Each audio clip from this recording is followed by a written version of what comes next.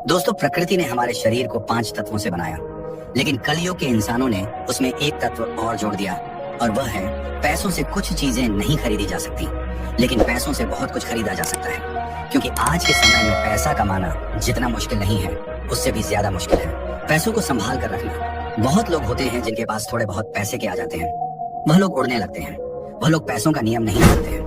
आपने ध्यान दिया होगा कि माता सरस्वती की तस्वीर हमेशा बैठी हुई होती है और माता लक्ष्मी की तस्वीर खड़ी रहती है। सरस्वती यह कहती है कि मैं जल्दी आऊंगी नहीं, और यदि मैं आ गई तो मैं वापस जाऊंगी नहीं, क्योंकि ज्ञान इतनी आसानी से अर्जित नहीं कर सकते। और यदि हमने एक बार किसी ज्ञान को अर्जित कर लिया तो वह ज्ञान हमसे कोई भी नहीं छीन सकता। लेकिन लक्ष्मी का यह नियम होता है कि वह जल्दी आ भी जाती है तो जल्दी चली भी जाती है। यदि किसी इंसान को सही तरीके से रखना नहीं आया तो लक्ष्मी बहुत ही जल्दी उस घर से निकल भी जाती है। इसलिए दोस्तों, आज की इस बौद्ध कहानी में हम आपको 5 ऐसे उपाय बताएंगे जिसे आप अपना लेते हैं तो 100% गारंटी है कि आप एक अमीर व्यक्ति बन जाएंगे। तो चलिए आज की बौद्ध कहानी को शुरू करते हैं। पर दोस्तों, वीडियो शुरू करने से पहले यदि आप भी भगवान गौतम बुद्ध के सच्चे भक्त हैं तो इस वीडियो को लाइक करके कमेंट बॉक्स में नमो बुद्धाय जरूर लिख दीजिए, ताकि आने वाली वीडियो सबसे पहले आपको मिल पाए। तो चलिए बौद्ध कहानी की शुरुआत करते हैं। बहुत समय पहले श्रावस्ती के पास एक छोटे से गांव में राजेश नाम का एक युवक रहता था।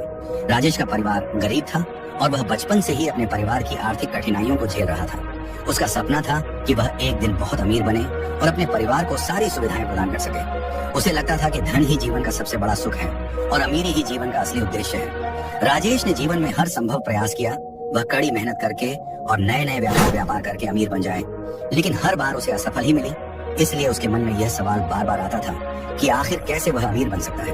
वह सोचता कि शायद अमीरी उसके भाग्य में नहीं है, लेकिन वह अपने सपनों को पीछे छोड़ने के लिए तैयार नहीं था। फिर एक दिन राजेश को पता चला कि भगवान बुद्ध पास के ही एक गांव में आए हैं और वहां उन्होंने एक सभा का आयोजन किया है।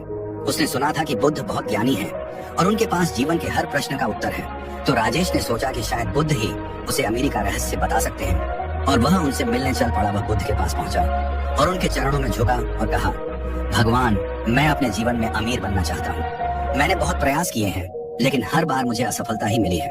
कृपया मुझे बताइए कि मैं कैसे अमीर बन सकता हूँ और अपने जीवन में संपत्ति और सुख कैसे प्राप्त कर सकता हूँ। बुद्ध ने राजेश की बात ध्यान से सुनी और मुस्कुराए, और बुद्ध ने राजेश से कहा, राजेश, अमीरी केवल धन और संपत्ति में नहीं होती। असली अमीरी वह है जो तुम्हारे मन और आत्मा में है। इसलिए आज मैं तुम्हें 5 ऐसे उपाय बताऊंगा जिनसे तुम न केवल भौतिक रूप से अमीर बन सकते हो, बल्कि आत्मिक और मानसिक रूप से भी समृद्धि प्राप्त कर सकते हो। बुद्ध ने राजेश से कहा, सबसे पहला उपाय है सही उद्देश्य। अगर तुम्हारा उद्देश्य केवल धन कमाना है तो तुम कभी भी सच्चे सुख और संतोष को प्राप्त नहीं कर सकते। जीवन में धन एक साधन है, लेकिन यह साधन तुम्हें सही दिशा में ले जाना चाहिए। तुम्हारा उद्देश्य केवल अपने लिए नहीं, बल्कि दूसरों की भलाई के लिए भी होना चाहिए। जब तुम सही उद्देश्य के साथ धन कमाओगे तो वह धन तुम्हारे लिए और दूसरों के लिए भी कल्याणकारी होगा।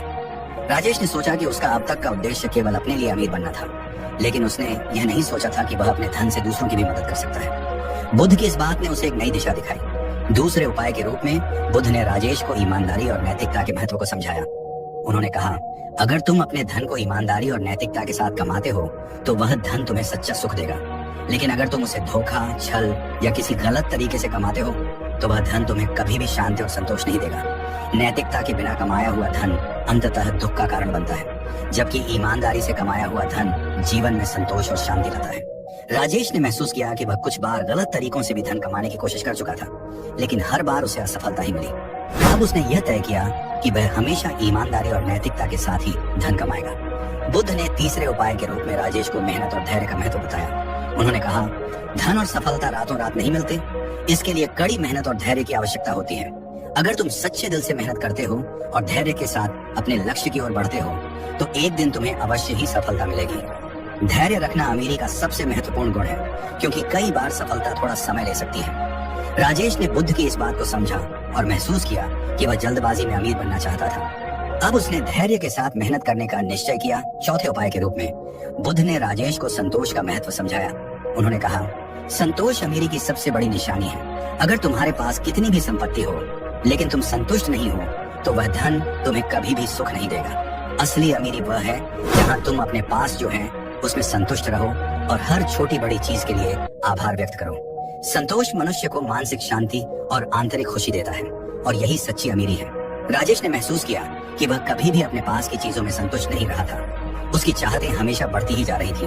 अब उसने तय किया कि वह जो कुछ भी उसके पास है उसमें संतोष करेगा। अंतिम उपाय के रूप में बुद्ध ने राजेश को करुणा और उदारता का पाठ पढ़ाया। उन्होंने कहा, अमीरी का असली सुख तब मिलता है जब तुम अपने धन का उपयोग दूसरों की भलाई के लिए करते हो। अगर तुम केवल अपने लिए धन कमाओगे तो वह तुम्हें अंदर से खाली कर देगा, लेकिन जब तुम उदारता से दूसरों की मदद करते हो और करुणा का भाव रखते हो तो तुम्हारे धन का असली उद्देश्य पूरा होता है। बुद्ध की इस शिक्षा ने राजेश के मन में गहरी छाप छोड़ी। उसने सोचा कि वह केवल अपने लिए धन कमाने में लगा हुआ था, लेकिन अब वह समझ गया था कि धन का असली उद्देश्य दूसरों की मदद करना भी है। बुद्ध की शिक्षाओं ने राजेश के जीवन को पूरी तरह बदल दिया। उसने अब सही उद्देश्य, ईमानदारी, मेहनत, संतोष और उदारता को अपने जीवन का हिस्सा बना लिया। उसने अपना व्यापार फिर से शुरू किया, लेकिन इस बार उसके उद्देश्य में केवल धन कमाना नहीं बल्कि दूसरों की मदद करना भी शामिल था। धीरे धीरे राजेश का व्यापार सफल होने लगा और वह अमीर बन गया। लेकिन अब उसकी अमीरी केवल भौतिक संपत्ति में नहीं थी, बल्कि वह मानसिक और आत्मिक रूप से भी समृद्ध था। वह अपने धन का उपयोग दूसरों की भलाई के लिए करता और अपने जीवन में संतोष और शांति का अनुभव करता। कुछ समय बाद राजेश ने बुद्ध से फिर मुलाकात की और उन्हें धन्यवाद दिया। उसने कहा, भगवान, आपकी शिक्षाओं ने मेरे जीवन को पूरी तरह से बदल दिया है। अब मैं न केवल धनवान हूँ बल्कि मुझे सच्ची शांति और संतोष भी प्राप्त हो गया है। आपने मुझे सिखाया कि असली अमीरी केवल धन में नहीं बल्कि मन की शांति और करुणा में है। इस बुद्ध कहानी से आज हमने यह सीखा कि भगवान बुद्ध की शिक्षाएं केवल आध्यात्मिक जीवन के लिए नहीं बल्कि भौतिक जीवन में भी उपयोगी हो सकती हैं। उन्होंने यह सिखाया कि अमीरी केवल धन और संपत्ति में नहीं होती बल्कि सही दृष्टिकोण, ईमानदारी, मेहनत, संतोष और उदारता में होती है। जब व्यक्ति इन गुणों को अपनाता है तो वह न केवल भौतिक रूप से अमीर बनता है बल्कि मानसिक और आत्मिक रूप से भी समृद्ध होता है। तो चलिए दोस्तों, बढ़ते दूसरी कहानी की और जी की। एक सुंदर लड़की की है। कई साल पहले मगध राज्य में माया नाम की एक युवा और सुंदर स्त्री रहती थी। माया का परिवार आर्थिक रूप से कमजोर था और वह बचपन से ही गरीबी और संघर्ष देख रही थी। उसका एक ही सपना था, अपनी और अपने परिवार की गरीबी को समाप्त करना और एक संपन्न जीवन जीना। जैसे जैसे माया बड़ी हुई, उसने देखा कि उसके आसपास के कई लोग धन और समृद्धि का आनंद ले रहे हैं। उनके पास अच्छे घर, सुंदर कपड़े और सुख सुविधाएं थी। माया को भी ऐसा ही जीवन चाहिए था, लेकिन उसे समझ नहीं आ रहा था कि वह इसे कैसे प्राप्त कर सकती है। उसने कई प्रयास किए, छोटे मोटे काम किए, लेकिन उसकी आर्थिक स्थिति में कोई खास सुधार नहीं हुआ। एक दिन माया ने देखा कि उसकी कुछ सहेलियां बहुत कम समय में धनी हो गई थी। वे सुंदर कपड़े पहनती, उनके पास महंगे गहने होते और वे हर चीज का आनंद लेती। माया ने उनसे पूछा कि वे कैसे इतने अमीर हो गईं, तो उन्होंने उसे बताया कि उन्होंने यौन संबंधों के माध्यम से धन कमाना शुरू कर दिया है। वे अमीर व्यापारियों और उच्च वर्ग के पुरुषों से मिलती और उनके बदले उन्हें पैसा और महंगे उपहार मिलते थे। माया के मन में भी लालच आ गया। उसे लगा कि यह एक आसान तरीका है जिससे वह जल्दी से अमीर बन सकती है। उसने भी यह रास्ता चुनने का फैसला किया और धीरे धीरे उसने पैसे कमाने के लिए अमीर लोगों के साथ संबंध बनाना शुरू कर दिया। पहले तो उसे बहुत खुशी हुई क्योंकि उसके पास अब पैसे थे और वह अपने परिवार को आरामदायक जीवन देने लगी। उसने महंगे कपड़े खरीदे, एक बड़ा घर लिया और समाज में उसकी पहचान बनने लगी। हालांकि जैसे जैसे समय बीतता गया, माया ने अपने अंदर एक गहरी खालीपन और दुख महसूस करना शुरू कर दिया। उसे अपने बाहरी जीवन में सब कुछ मिल गया था, धन, आराम और समृद्धि, लेकिन उसके अंदर शांति नहीं थी। उसे यह एहसास होने लगा कि वह अपनी आत्मा से दूर हो गई है और उसका जीवन केवल बाहरी वस्तुओं और इच्छाओं तक सीमित हो गया है। उसे अपने कर्मों पर ग्लानि होने लगी और उसने सोचा कि क्या यही जीवन का असली उद्देश्य है। माया अब मानसिक रूप से अशांत और बेचैन रहने लगी। उसे यह समझ नहीं आ रहा था कि इतनी समृद्धि और सुख सुविधाएं होने के बावजूद वह इतनी दुखी और असंतुष्ट क्यों है। वह दिन रात सोचती रहती थी कि उसे क्या करना चाहिए, लेकिन उसे इसका कोई समाधान नहीं मिल रहा था। एक दिन माया को यह पता चला कि भगवान बुद्ध उनके गांव के पास ठहरे हुए हैं और लोगों को उपदेश दे रहे हैं। माया ने सोचा कि शायद बुद्ध उसकी आंतरिक पीड़ा का समाधान बता सके। उसने साहस जुटाया और बुद्ध से मिलने का निर्णय लिया। वह बुद्ध के पास गई और उनके चरणों में झुककर बोली, भगवान, मैंने अपने जीवन में बहुत सी गलतियां की हैं। मैंने पैसे के लालच में अपने मूल्यों और नैतिकता का त्याग किया और अब मैं अंदर से बहुत दुखी और असंतोष महसूस करती हूँ। मैंने हर भौतिक सुख प्राप्त किया है, लेकिन मेरी आत्मा को शांति नहीं मिल रही। कृपया मुझे बताइए कि मैं इस दुख से कैसे मुक्ति पा सकती हूँ। बुद्ध ने माया को ध्यान से सुना और धीरे धीरे बोले, माया, तुम्हारा दुख तुम्हारे कर्मों का परिणाम है। जब हम जीवन में केवल भौतिक सुखों के पीछे भागते हैं और अपनी आत्मा और नैतिकता को भूल जाते हैं, तो हमें अंत में केवल दुख ही प्राप्त होता है। धन और सुख पाने की कोई बुराई नहीं है, लेकिन उसे सही तरीके से प्राप्त करना और अपनी आत्मा को शांति देना भी उतना ही महत्वपूर्ण है। और जीवन में दुख अनिवार्य है। ये दुख हमारी इच्छाओं और लालच से उत्पन्न होता है। अगर हम अपनी इच्छाओं और लालच को छोड़ दें तो हम दुख से मुक्ति पा सकते हैं। ये मार्ग अष्टांगिक मार्ग के माध्यम से प्राप्त किया जा सकता है, जिसमें सही दृष्टिकोण, सही कर्म, सही ध्यान और सही आजीविका शामिल है।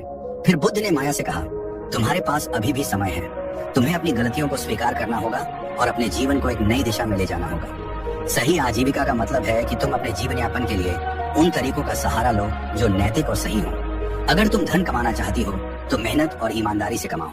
तुम्हें अपने लालच को नियंत्रित करना होगा और अपनी आत्मा को शुद्ध करना होगा। माया ने बुद्ध के उपदेशों को ध्यान से सुना और उसने अपने जीवन को बदलने का निश्चय किया। उसने यौन संबंधों से कमाए गए धन को त्याग दिया और सही तरीके से जीवन जीने का प्रण लिया। माया ने छोटे छोटे काम करने शुरू किए, जिसमें ईमानदारी और नैतिकता का पालन किया गया। शुरू में उसे कठिनाइयों का सामना करना पड़ा, लेकिन धीरे धीरे उसे आत्म संतोष और आंतरिक शांति मिलने लगी।